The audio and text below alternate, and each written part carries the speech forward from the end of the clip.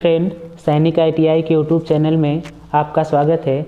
हम लोग workshop calculation and science के 250 महत्वपूर्ण प्रश्नों की सीरीज़ को देख रहे थे, तो जिसमें हम लोग 220 प्रश्नों को डिस्कस कर चुके हैं। आज के पार्ट 14 में हम लोग 221 से लेकर के 240 तक के प्रश्नों को देखेंगे।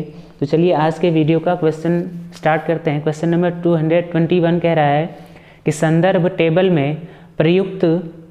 संदर्भ टेबल के लिए प्रयुक्त होने वाला दूसरा शब्द क्या है। ठीक है, जो हम लोग रेफरेंस टेबल, ठीक है, रेफरेंस टेबल के लिए अदर वर्ड यूज़ करते हैं, उसको हम क्या बोलते हैं? तो उसको हम बोलते हैं रेफरेंस लिस्ट बोलते हैं।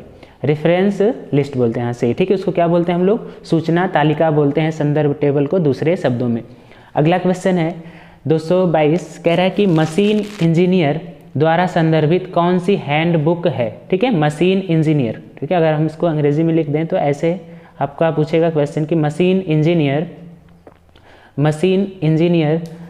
द्वारा संदर्भित कौन सी हैंडबुक है। तो किस हैंडबुक का यूज करते हैं लोग इंजीनियरिंग में मशीनों को चलाने के लिए?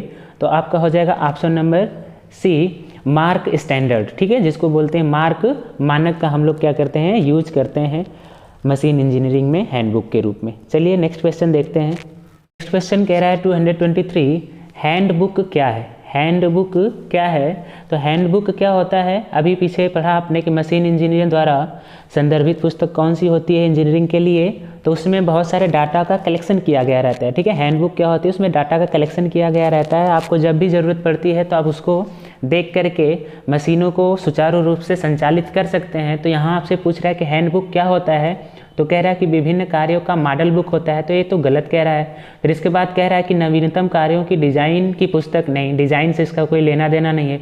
सामग्री का शब्दकोश होता है, मतलब डिक्शनरी होती है। तो ऐसा कुछ नहीं होता है। उसमें क्या होता है? संदर्भ कार्य जो आपको करना है या फिर उस कार्य के लिए जो भी आपको मशीनों की ज़रूरत, जो भी आपकी तकनीकों की ज़रूरत पड़ेगी उसमें लिखा होता है। तो आपका ऑप्शन नंबर बी सही हो जाएगा कि संदर्भ कार्य या अन्य संग्रह का प्रकार अनुदेशन होता है आपका हैंडबुक। नेक्स्ट क्वेश्चन है आपका क्वेश्चन नंबर 224, कह रहा है कि आकलन, ठीक है, एस्टिमेशन के लिए दरों की किस मानक अनुसूची पर विचार किया जाना चाहिए। ठीक है, कह रहा है कि आकलन, एस्टिमेशन के लिए मानक सूची पर, किस मानक सूची पर विचार करना चाहिए? तो कह रहा है कि पिछले वर्ष की दरों की मानक सूची पर। ठीक है, तो ये तो बिल्कुल गलत हो जाएगा। कह रहा है औसत की दरों की मानक अनुसूची पर जो पिछले 10 साल से ली गई, तो ये भी नहीं होगा।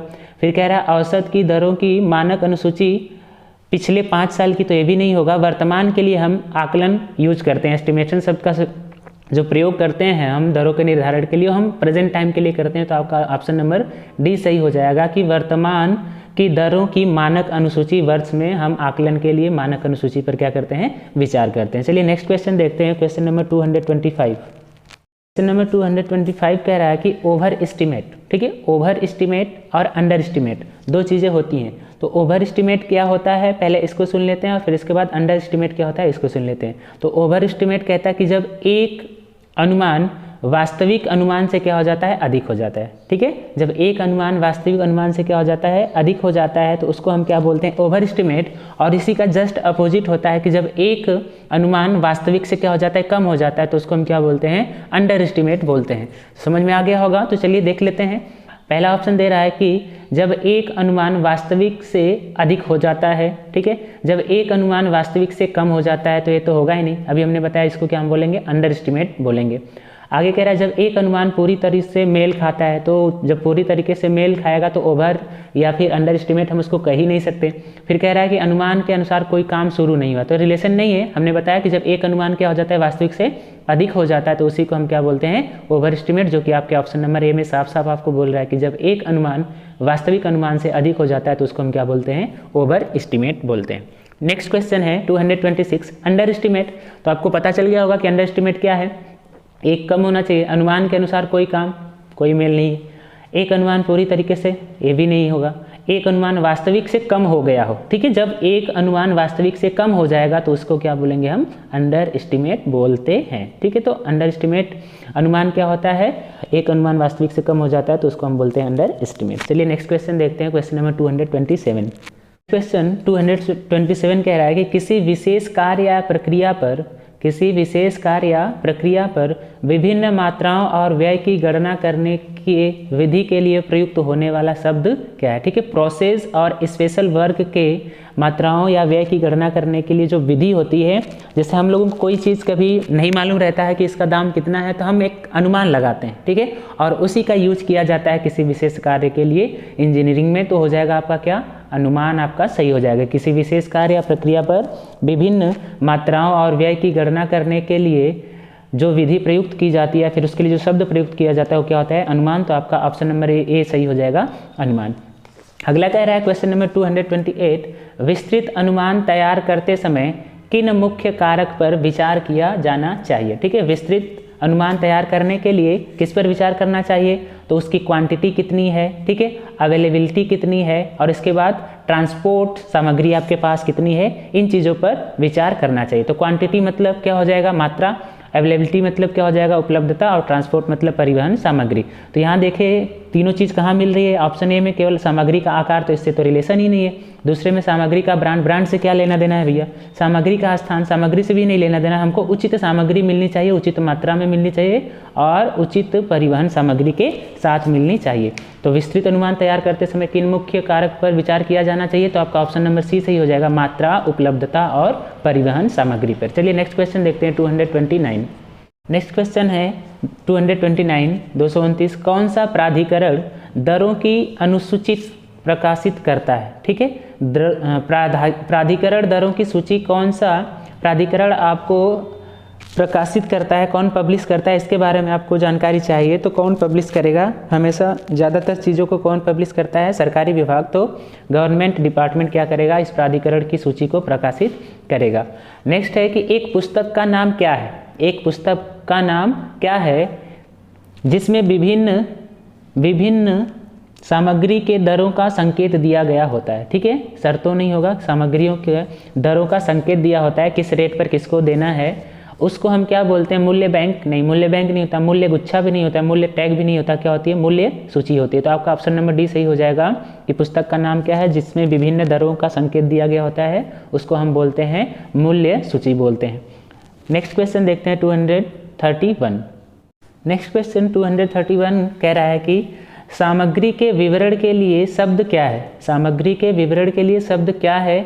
ब्रांड, नाम, करंट और वोल्टेज आदि गुणवत्ता की रेटिंग क्या है? ठीक है, मतलब सामग्री के विवरण के लिए जो शब्द प्रयुक्त किया जाता है क्या है, या फिर उसी को कह सकता है कि ब्रांड नेम, करंट और वोल्टेज आदि गुणवत्ता की रेटिंग जो दी जाती है उसके लिए कौन सा शब्द प्रयुक्त किया जाता है? तो आपका हो जाएगा ऑप्शन नंबर बी, सामग्री की विशिष्टता। जो आपकी स्पेशलिटी होती है आपके ऑब्जेक्ट्स की, वही क्या होती है? आपकी गुणवत्ता आदि की रेटिंग को प्रदान करता है। तो सामग्री की विशिष्टता, सामग्री कैसी है, वही आपको रेटिंग दिलाएगी। चलिए नेक्स्ट क्वेश्चन देखते हैं, क्वेश्चन नंबर 232। क्वेश्चन नंबर 232 कह रहा है कि इंजीनियरिंग ड्राइंग का उपयोग क्या है? इंजीनियरिंग ड्राइंग का उपयोग क्या है? तो ऑप्शन देख लेते हैं क्या उपयोग होता है इंजीनियरिंग ड्राइंग का।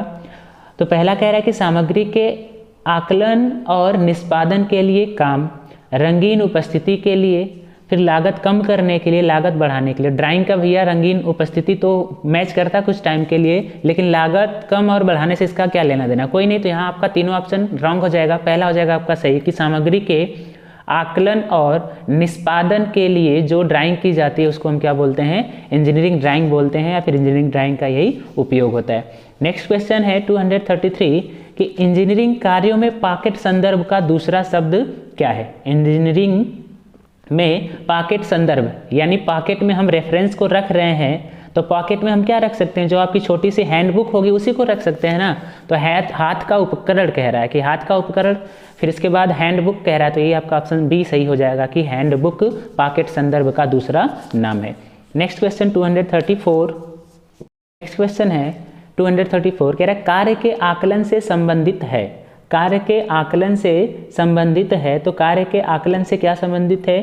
सामग्री का बिल, पैकिंग, सूचना तालिका या फिर हैंडबुक। तो कार्य का आकलन हम सामग्री के बिल के आधार पर कर सकते हैं कि हमको कितनी सामग्री किस रेट से लेनी है, तो उसका बिल देख पाएंगे तभी हम कार्य का आकलन कर पाएंगे। तो आपका ऑप्शन नंबर ए सही हो जाएगा, सामग्री का बिल। आगे कह रहा है 235 कुल लागत क्या है?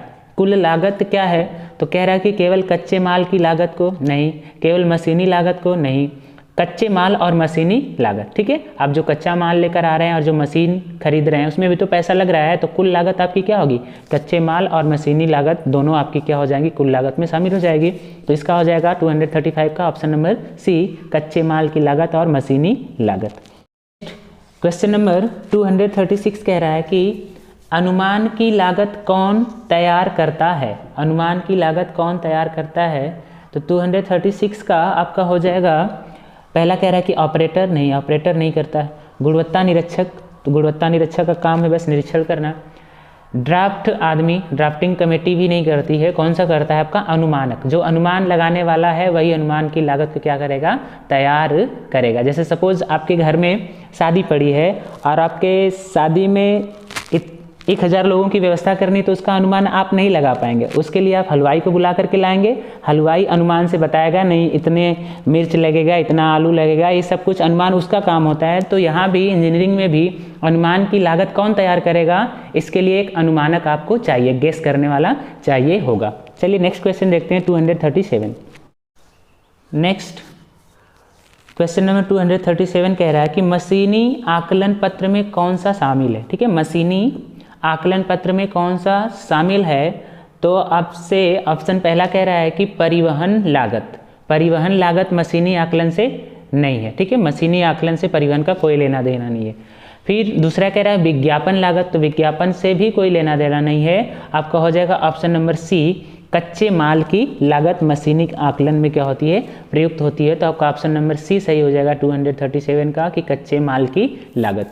नेक्स्ट क्वेश्चन नंबर 238 कह रहा है कि आकलन में प्रयुक्त एल्यूमिनियम तार का न्यूनतम अनुमेय आकार क्या है। आकलन में प्रयुक्त एल्यूमिनियम तार का न्यूनतम अनुमेय आकार क्या होता है। तो ये तो सिंपल सा क्वेश्चन है, आपको याद होना चाहिए। कितना होना चाहिए, 1.5 स्क्वायर मीटर, वर्ग मिलीमीटर होना चाहिए, मीटर नहीं वर्ग मिलीमीटर होना चाहिए। नेक्स्ट क्वेश्चन देखते हैं 239 क्या कह रहा है। नेक्स्ट क्वेश्चन नंबर 239 कह रहा है कि 3.5 कोर के लिए यूजी केबल का न्यूनतम अनुमेय क्षेत्र क्या होना चाहिए। ठीक है, 3.5 कोर केबल के लिए यूजी केबल का न्यूनतम अनुमेय क्षेत्र क्या होना चाहिए। तो न्यूनतम अनुमेय क्षेत्र कितना होना चाहिए, 25 वर्ग मिलीमीटर होना चाहिए। फिर नेक्स्ट क्वेश्चन कह रहा है, क्वेश्चन नंबर 240 कि सबसे विश्वसनीय अनुमान क्या होता है, कि विच एस्टिमेशन इज मोस्ट ट्रू। तो इसमें आपका ऑप्शन नंबर ए कह रहा है कि प्रारंभिक अनुमान, दूसरा प्लिंथ क्षेत्र का अनुमान, और तीसरा कह रहा है कि घन दर अनुमान, और चौथा कह रहा है कि विस्तृत अनुमान। तो सबसे विश्वसनीय कौन होगा, जो विस्तार पूर्वक आपको समझाया जाएगा, तो विस्तृत अनुमान हो जाएगा इसका सही। पिछले वाले क्वेश्चन का ऑप्शन गलत हो गया था, तो इसमें आपका ऑप्शन नंबर बी सही होगा, ऑप्शन नंबर बी 50 वर्ग मिलीमीटर होगा, ऑप्शन नंबर ए सही नहीं होगा।